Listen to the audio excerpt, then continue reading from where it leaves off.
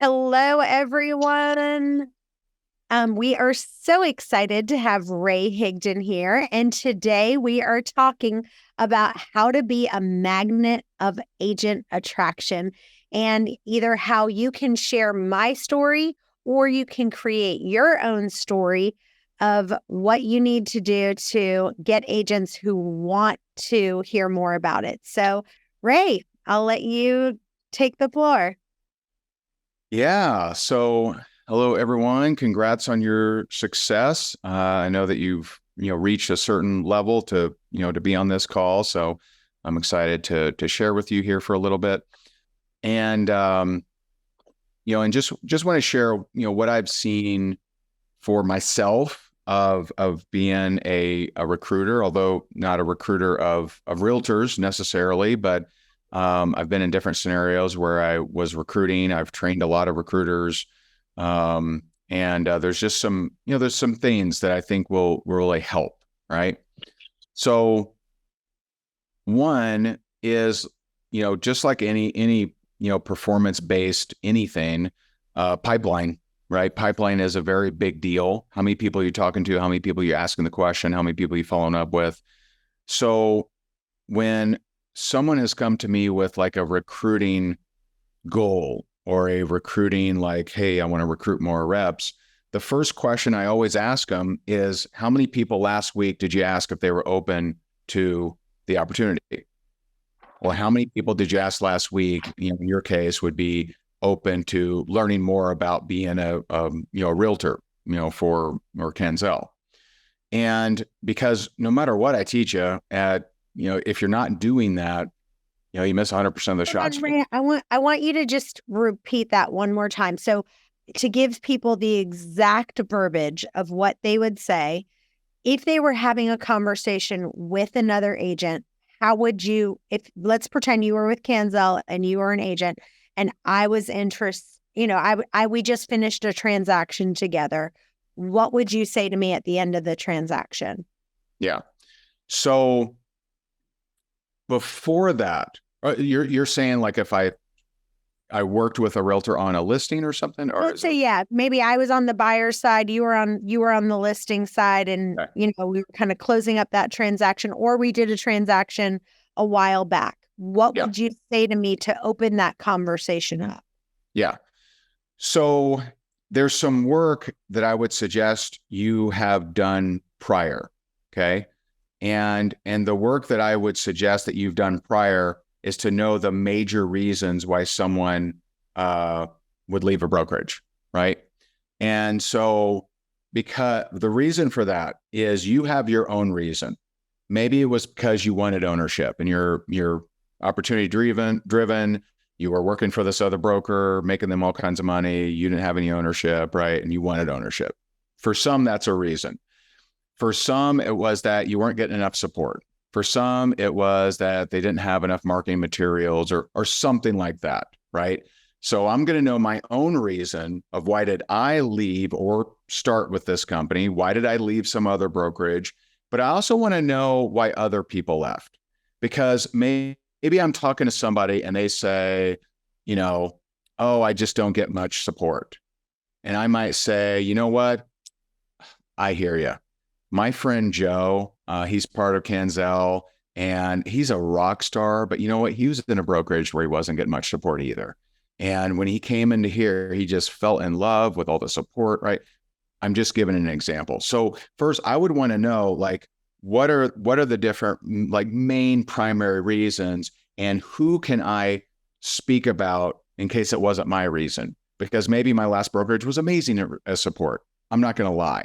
But I want to have stories, right? So when I talk to, just to give you one interesting example, if I talk to someone and they're like, I've tried making, money for a lot of years and I've just never figured it out.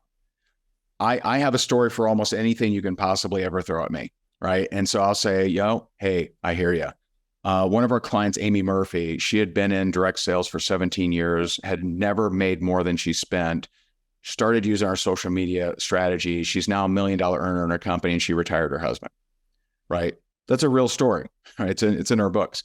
And so I want to know the stories of where were people struggling with in their brokerage, or what didn't they like, to what changed for them and what do they like more. So first, like in our business, I have our entire staff, they have learned and they study what I call an evidence manual. Okay. Might write down that term, evidence manual.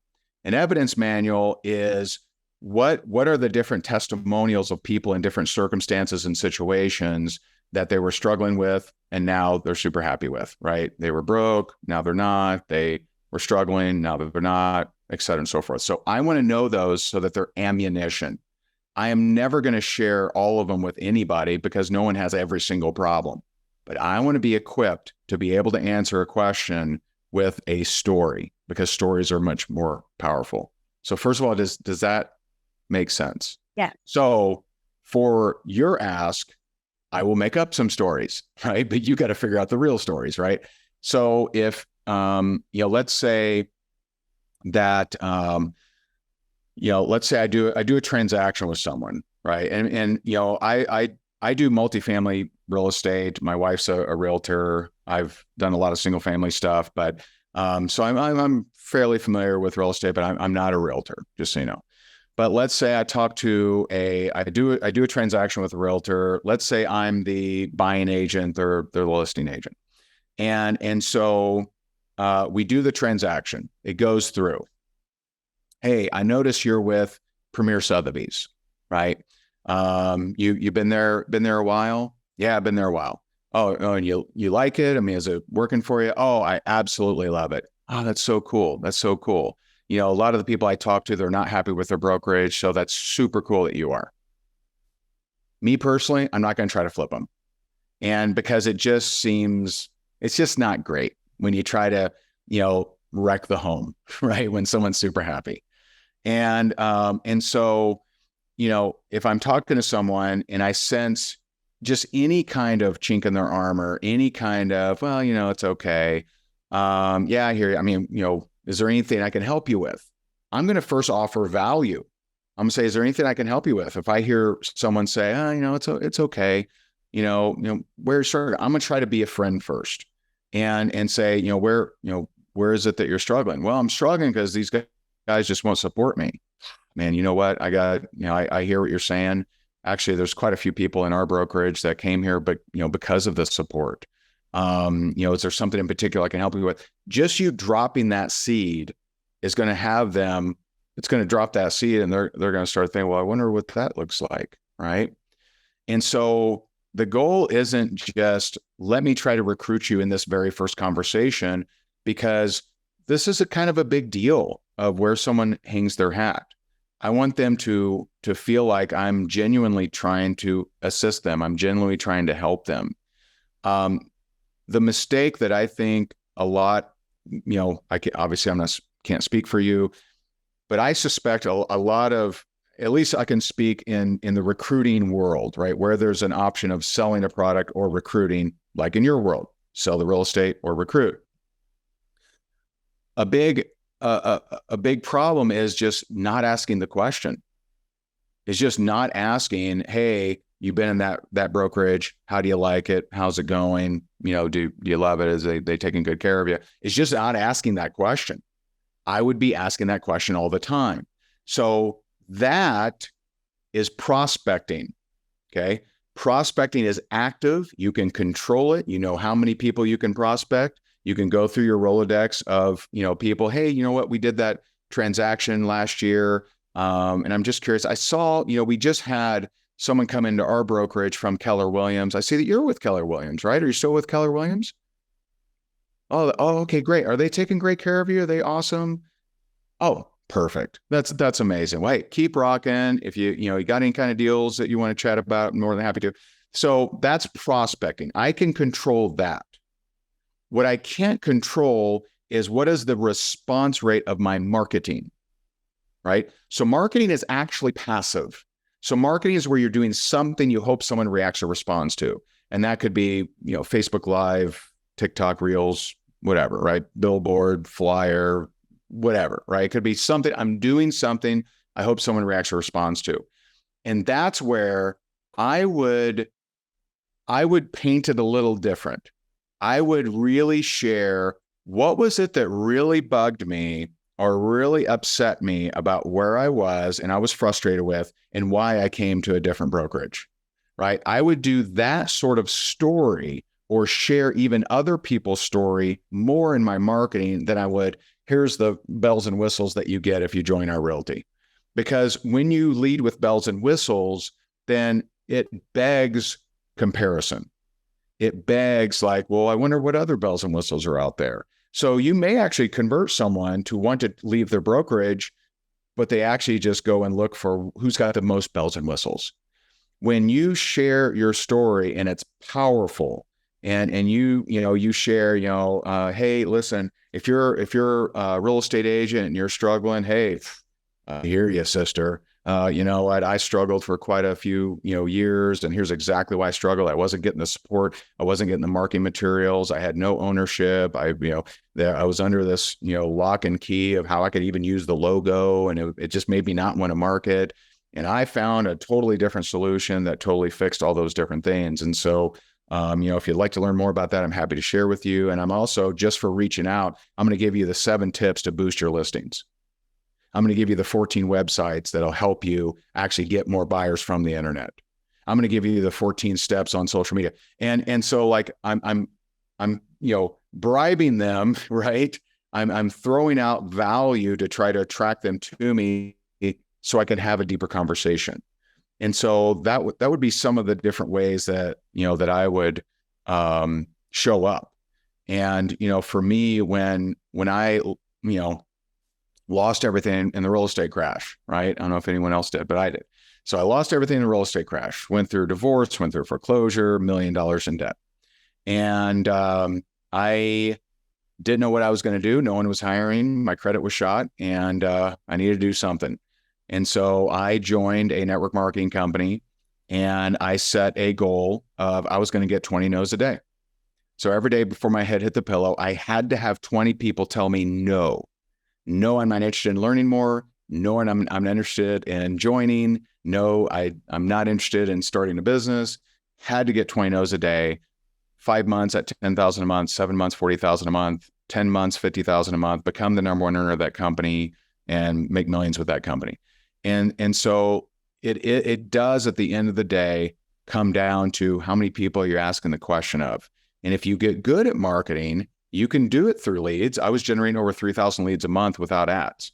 And so like you can get good at marketing, but in the beginning, if you're not currently doing marketing, you're probably going to have to do more reach out. You're probably going to have to look through your Rolodex, look at your contracts. Have you contacted every realtor on every contract you've done for the last, 3 years, whatever, and at least ask them how they're doing.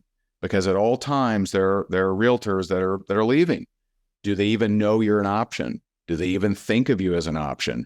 And if they don't, I want to paint that picture of why you came here, why it was helpful for you, how much better it is for you than other things that you've been in. And that would be my advice in this short amount of time. So you said that one of the things you love to do is to share your personal story or share someone else's story to attract agents in your downline. So we talked about, for me, my personal story. When I was 12 years old, my mom and dad got divorced, and I used to live in the same neighborhood with Joe Gibbs, Joe Theismann, Joe Jacoby. I mean, these were the guys in my neighborhood. And when my parents got divorced, I had to move to a lower class neighborhood. And, I was pulled away from my friends, and all my friends were in that old neighborhood. And right then and there was when I made the decision, I want to be in control of my own destiny. I don't want to rely on a man or a husband to decide what neighborhood I'm going to live in. And so I decided I'm going to work really hard at creating a company that I can create wealth for my future. And then I wanted to create a company for other agents to do the same. So me sharing that story, is that kind of something where I can then start explaining that and then drawing leads and having other people who are on this call either creating their own story like that or sharing my story? Is that kind of what you're saying? Yeah, you Yeah. So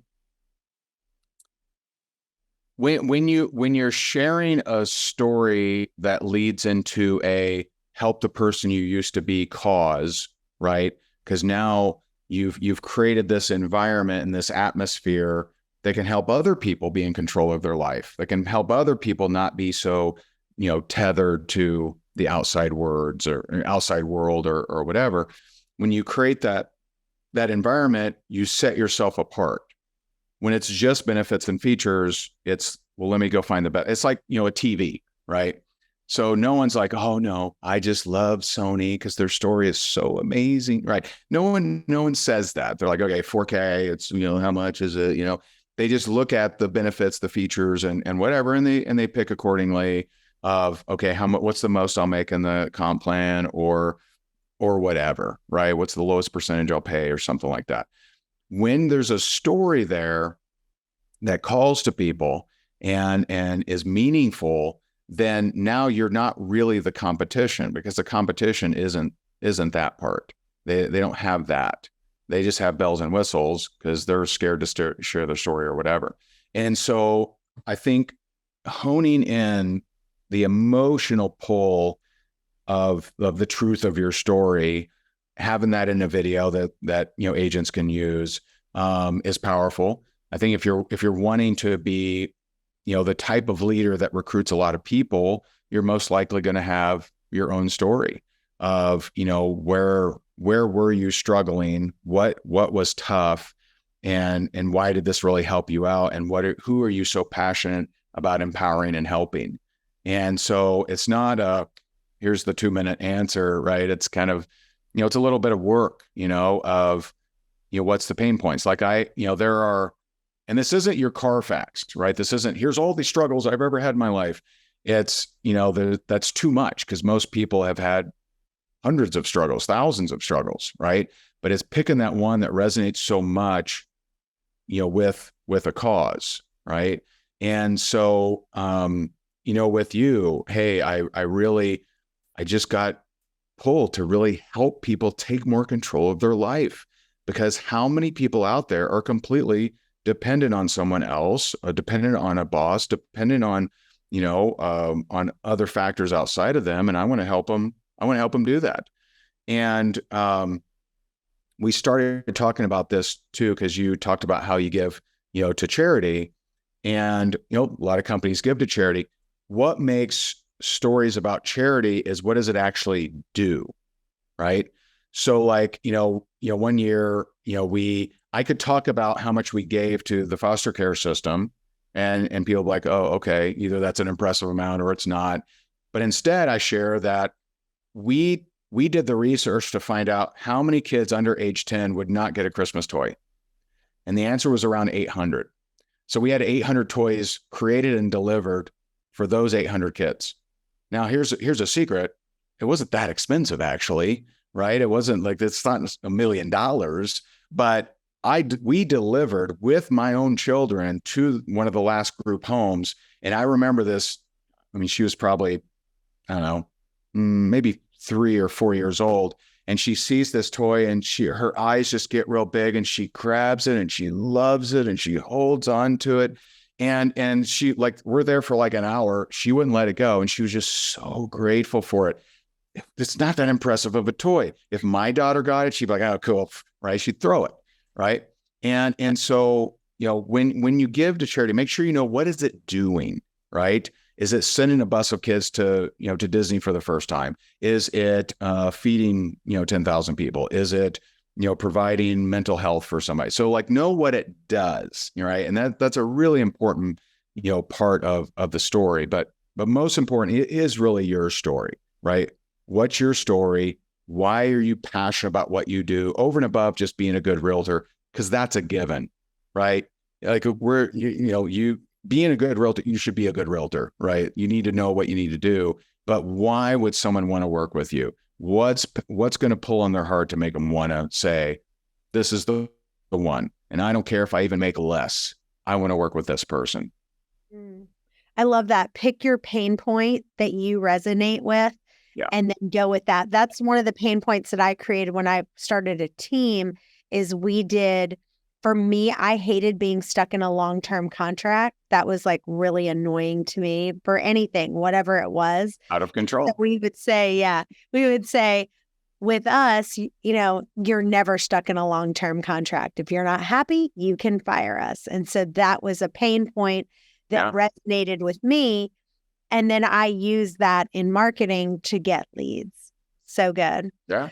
Well, thank you so much for being with us today, Ray. Thank you so much. We really appreciate it. And we'll see you next time. Bye-bye. You got it. All right, guys. So one of the things I always say is that you're unemployed until your next sale. So when you're in real estate, you earn the money, you get paid, and then you're actually unemployed again, right? That's how real estate works. So we want to teach everybody how to conduct themselves as a business and not just be real estate agents, because business owners, being a business owner will help you retire. And so I want you to look at something that is the next level, which is Robert Kiyosaki's cash flow quadrant.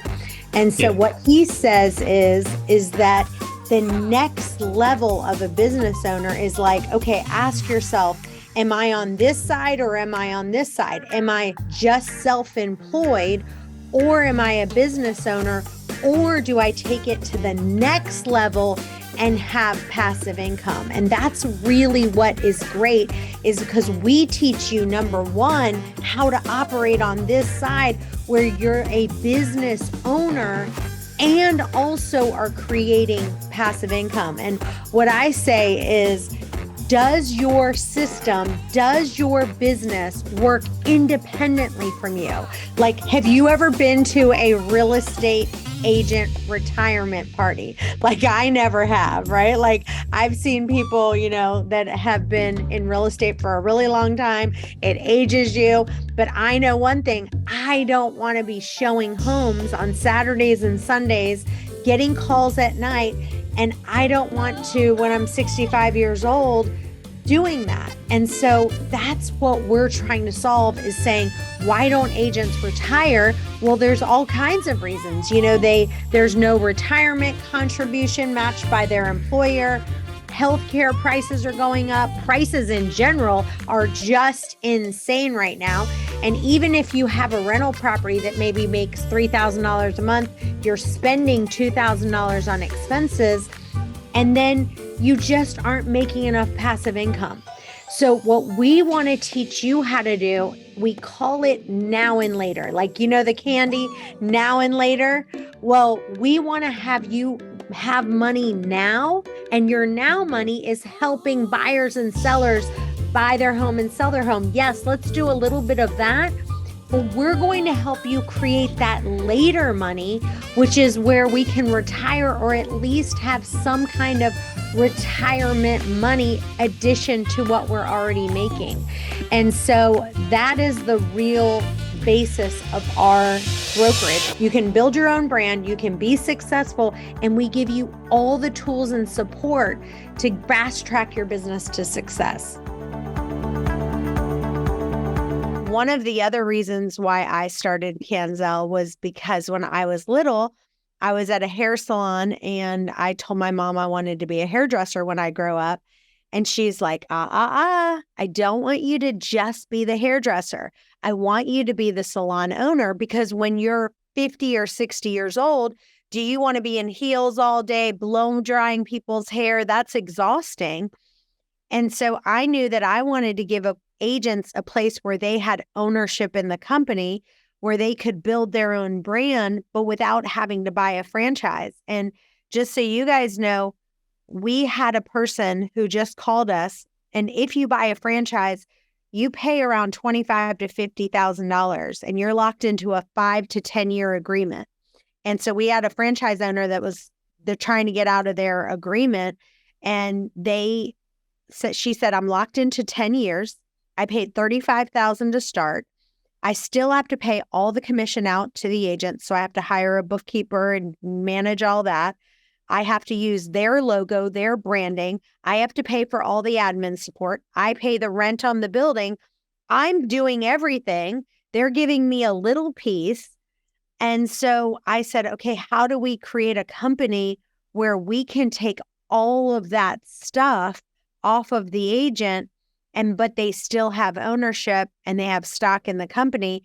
And if you look at, how Uber took over taxi and Airbnb is now more profitable than Hilton, the largest hotel in the world, we said, okay, if we can get rid of the brick and mortar and create a co-working space, then, it's kind of is that win-win. And it's that Robert Kiyosaki that we've talked about, being a business owner without all the hassle and creating passive income because of the downline. So the combination of all of that is why we created Kanzel to begin with.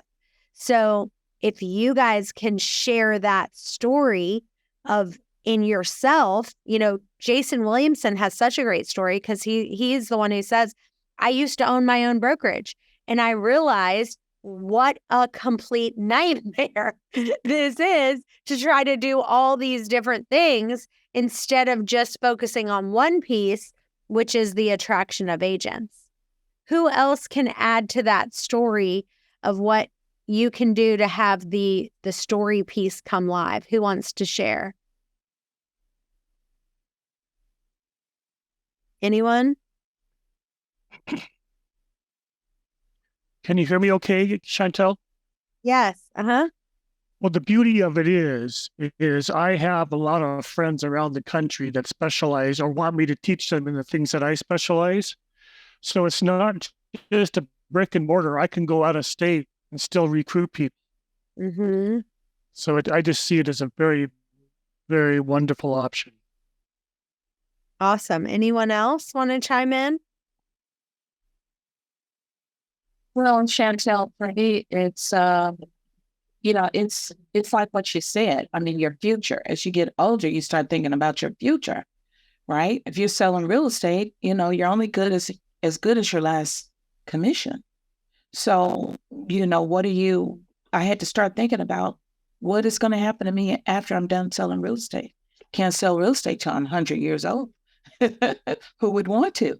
So that's when when I heard about the Kanzel opportunity, and I had been exposed to the EXP opportunity as well. But I left EXP some years ago.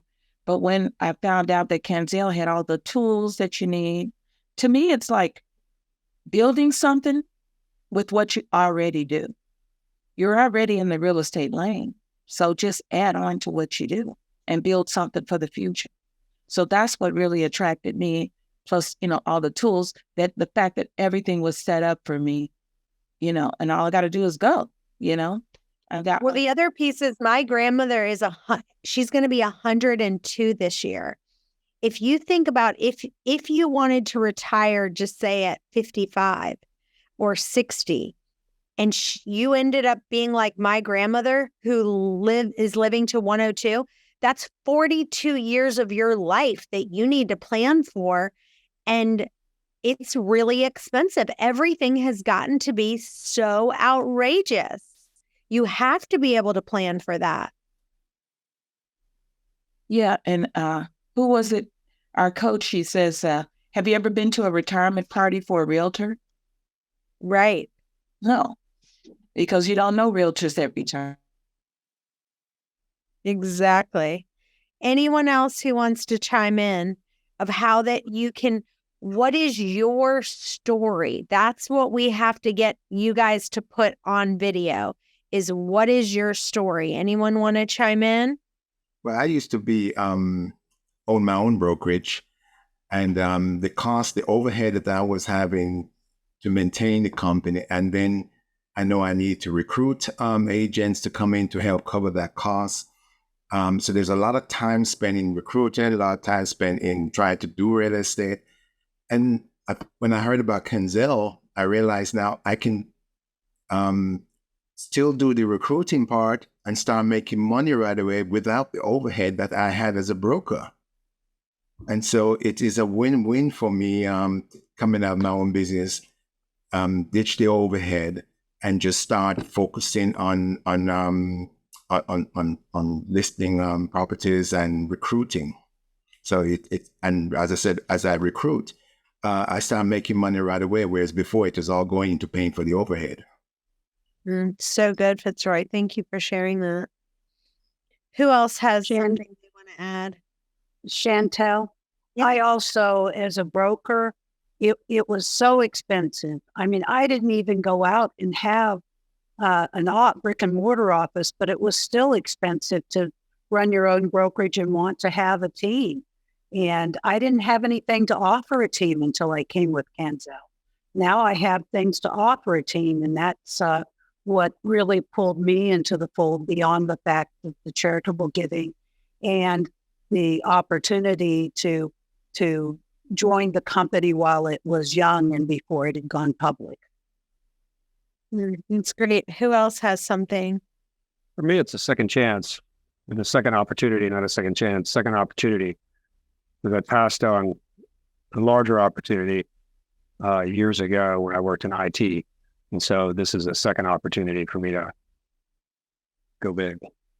Can you share that story a little bit, Scott? Yeah. So I was one of the early adopters of an app we know as Twitter. And I was a programmer, and the guys were like, hey, why don't you come and code with us down in Austin for a weekend? I was like, oh, cool. So I went down there, coded with them, and they said, hey, man, we like you. Pretty cool. You good. Why don't you jump on board and we'll see what we can do with this thing. I was like, no, I'm good. I just got out of a startup, didn't have a whole lot of financial tolerance for it. So I bailed on it. So that right there, Scott, is what you have to get on video so that you can then share that story. Yep, It's working on it. Super important. Working on Get it. that on video. Jason's pushing me to do it too. I'm working on it. All right. Well, I appreciate you guys being on here today. I hope you got a lot of value out of it. I always get something out of Ray Higdon. I think he's so fantastic. He really shares it. And I'm going to put my story that I just told you on video. And then once I get it on video, if you don't want to share your own story and you just want to share my story, you can share my story too. You know what I mean? Until you come up with yours, you can share my story. Like there's a couple of, people at different companies where they have one person that shared their story and then other people just shared that. So that's fine too. It doesn't have to be, we want you to come up with yours, but while you're kind of coming up with it, you can also share someone else's. You could share Scott's story. You could share anyone else's. Fitzroy had a great story. So you can share whichever story you want that kind of resonates with you until you come up with your own. All right. See you guys next time. Bye, guys. Thank you for listening. If you enjoyed this episode, please subscribe, leave a rating and a review so we can get this out to more agents. And tune in next week for another power-packed episode. This is the Millionaire Real Estate Podcast.